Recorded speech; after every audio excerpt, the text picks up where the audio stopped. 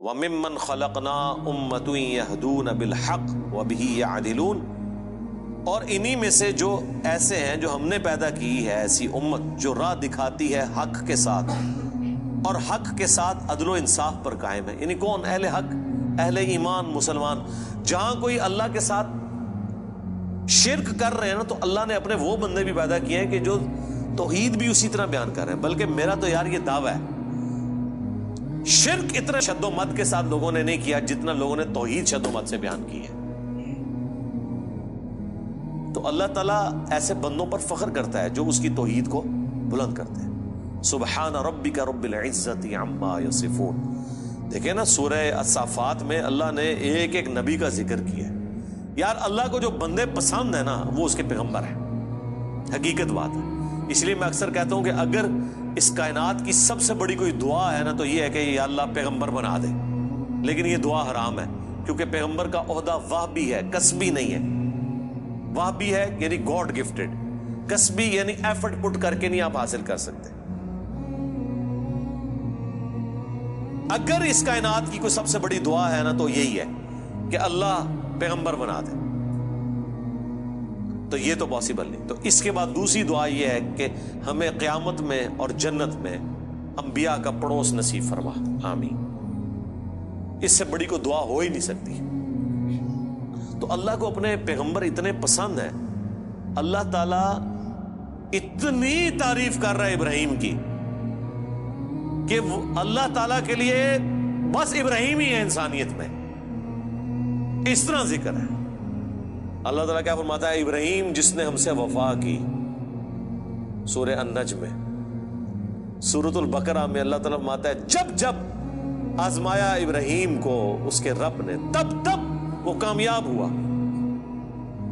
پھر سورہ الصافات میں تو بڑی قربانی کا ذکر ہے کہ بیٹے کی قربانی مانگ لی.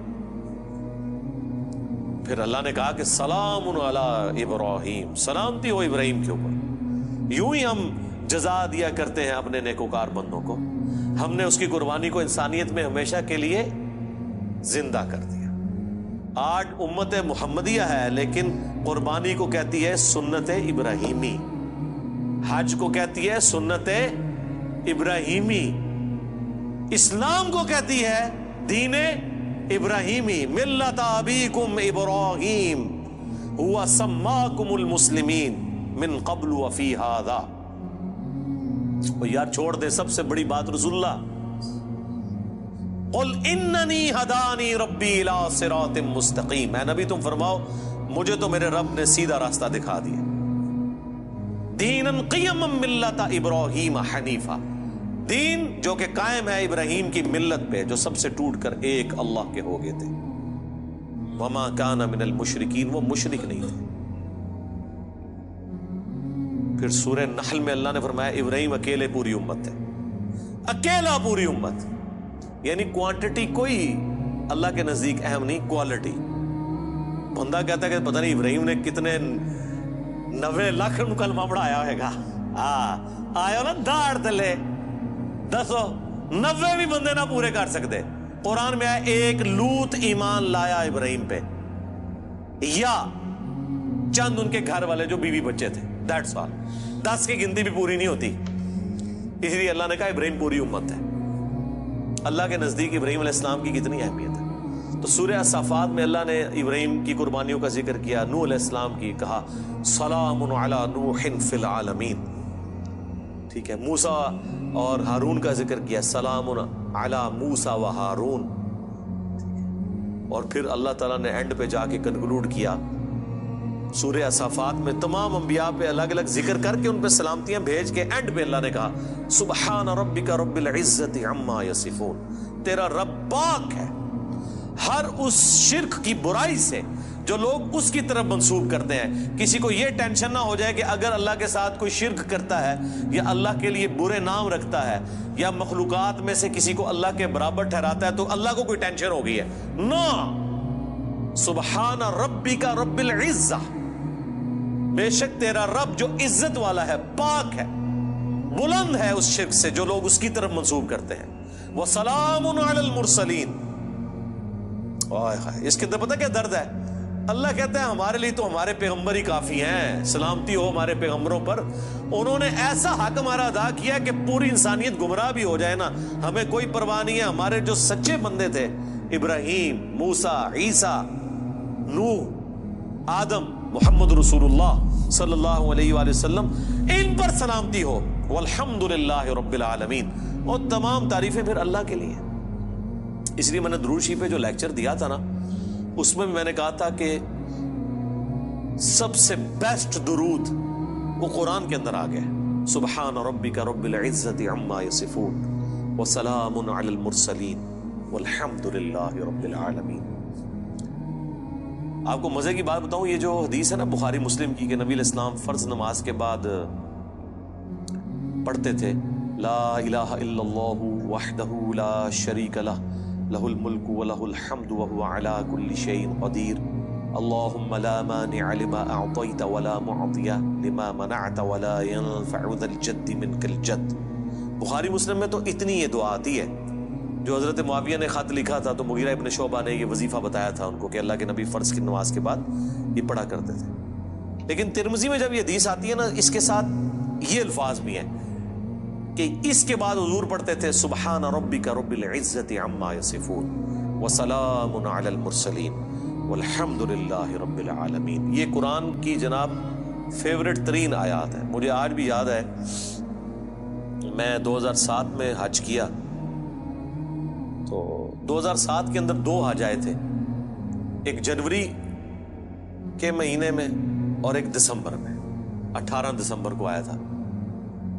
تو وہ 18 دسمبر والا جو حج تھا نا، وہ میں نے کیا تھا۔ تو میدان عرفات میں اس ٹائم تو ظاہر ہے ہم نئے خود ابھی رائے حق کے مسافر تھے، ابھی تو پتہ ہی نہیں تھا کہ اللہ نے کتنا بڑا کام لینا ہے، میں نے تو ابھی کوئی ویڈیو ریکارڈنگز بھی شروع نہیں کی تھی۔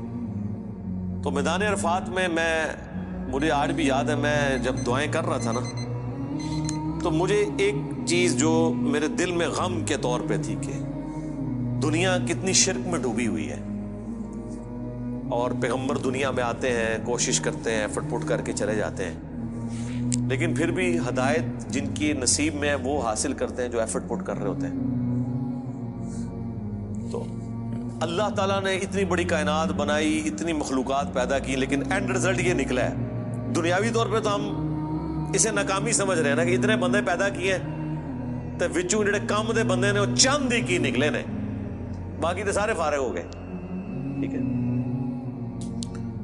تو اب دنیاوی اعتبار سے تو ہم شاید اسے کریٹر کی کمزوری سمجھ رہے ہیں، لیکن اللہ تو بے پرواہ ہے، اللہ کو تو کوئی فرق نہیں پڑتا، سارے جہنم میں چلے جائیں، سارے جنت میں چلے جائیں، اللہ کو کوئی پرواہ نہیں۔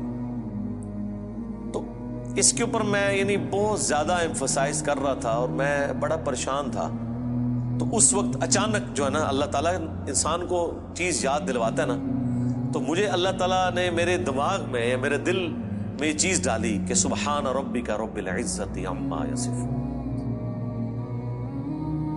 تمہارا رب پاک ہے جو عزت والا ہے ہر اس شخص کی برائی سے جو اس کے ساتھ شرک کو منسوخ کرتا ہے، وسلام علی المرسلین، رسول ہی کافی ہیں۔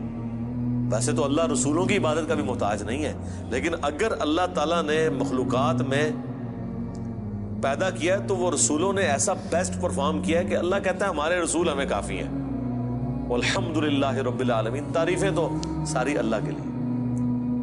تو میں نے پھر اس وظیفے کو ہمیشہ حرز جان بنا کے رکھا ہے۔ میں ہمیشہ کوشش کرتا ہوں کہ میں اپنی ہر نماز کی پہلی رکعت میں یہ سورہ فاتحہ کے بعد پڑھوں، سبحان ربک رب العزت عما یصفون وسلام علی المرسلین والحمد للہ رب العالمین۔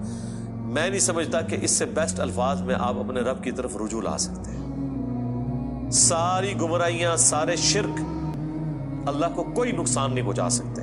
سبحان ربک رب العزت عما یصفون۔ اور اللہ کے بعد اگر کوئی حقدار ہے نا کہ اس کا شکر ادا کیا جائے تو وہ اللہ کے پیغمبر ہیں، جنہوں نے کمٹمنٹ کے ساتھ اللہ کی مخلوق تک اپنا پیغام پہنچایا، اور وہ اللہ نے اس میں ایڈ کر دیا وسلام علی المرسلین، سلام ہو رسولوں کے اوپر، والحمد للہ رب العالمین، اور تمام تعریفیں اس رب کے لیے جو سارے جہانوں کا پالے۔ تو میرے بھائی قرآن جس کو پاپا مانتا ہے نا وہ پیغمبر ہوتے ہیں، باقی آپ کے بنائے ہوئے پاپے ہیں، باقی سارے فالوورز ہوتے ہیں۔